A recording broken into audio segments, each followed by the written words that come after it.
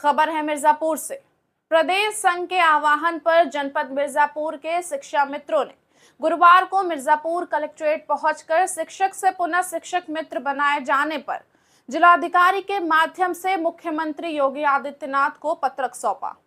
आपको बता दें कि इस दौरान शिक्षक संघ के अध्यक्ष सुनील कुमार पटेल ने बताया कि प्राथमिक विद्यालयों में विगत 23 वर्षों से शिक्षण कार्य कर रहे शिक्षा मित्र जो कि स्नातक बीटीसी उत्तीर्ण हैं, महंगाई के इस दौर में शिक्षा मित्रों का मात्र 10,000 प्रति माह वेतन है, जो कि 11 माही मानदेय मिल पा रहा है, जिससे शिक्षा मित्र के परिवार का पालन पोषण नहीं हो पा रहा है। इस कारण उत्तर प्रदेश के शिक्षा मित्र आर्थिक एवं मानसिक रूप से परेशान होकर आत्महत्या जैसे प्राण घातक कदम उठा रहे हैं।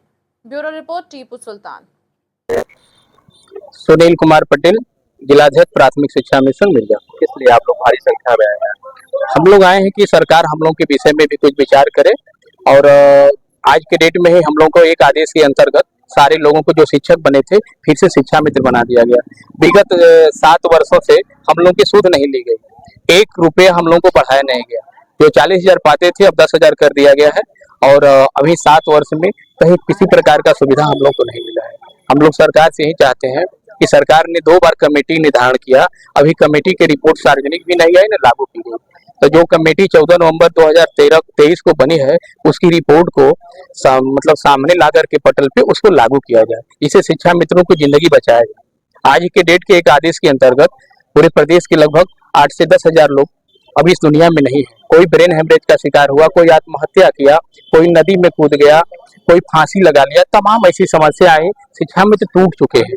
किसी के बच्चे की पढ़ाई है, माँ बाप की दवाई है, तमाम समस्याएं शिक्षा मित्रों के सामने है।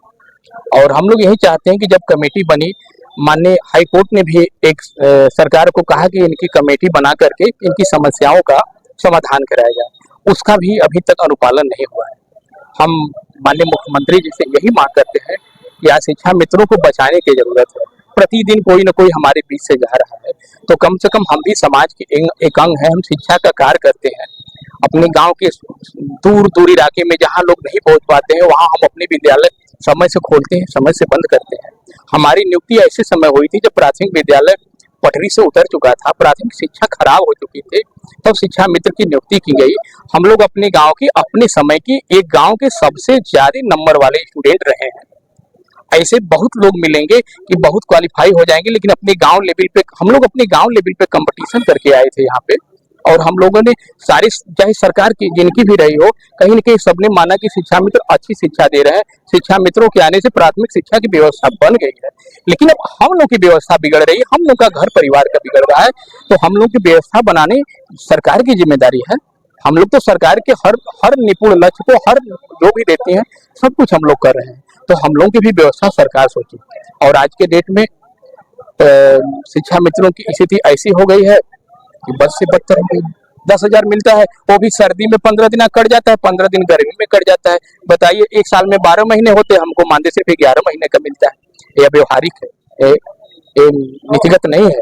तो हम लोग सरकार से यही अपील करेंगे कि शिक्षा मित्रों का भी सूद लिया जाए, हमारी भी समस्याओं का समाधान किया जाए। और समय बीत गया, 14 साल संघर्ष के बाद हम लोग शिक्षा मित्र से शिक्षक बने, और फिर हम लोग शिक्षक से फिर शिक्षा मित्र आए, और 7 साल लगातार अपनी बात को हम लोग कह रहे हैं जिलाधिकारी के माध्यम से, जैसे आज कह रहे हैं। कभी मंत्री मिलते हैं, कभी विधायक मिलते हैं, कभी सांसद मिलते हैं, अपनी आवाज को हम लोग शासन तक पहुंचा रहे हैं। अब हम लोगों में क्या कमी है कि हम लोगों की बात को सरकार नहीं करती हूँ।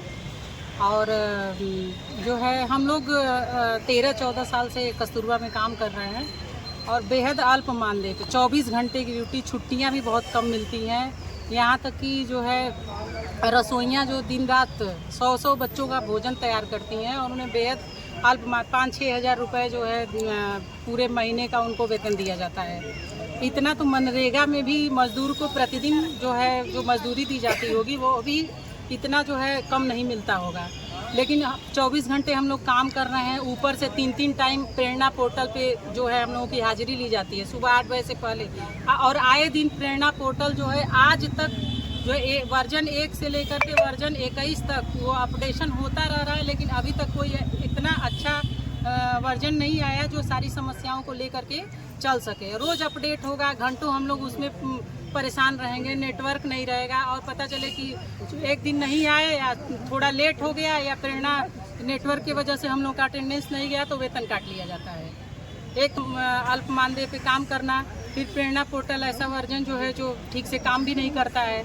और इतने सालों से हम लोग 24 घंटे काम कर रहे हैं, लेकिन हम लोग को भी सरकार से ये मांग है कि हम लोग को जो नियमित करे और जो हम लोगों की सेवा नियमावली एक तैयार करे और तब जाकर के हम कोई अपना सम्मानपूर्ण जीवन जी सके। न तो हम अपने घर को समय दे पा रहे हैं, न पैसा दे पा रहे हैं, तो क्या हम कौन सा जीवन जी रहे हैं।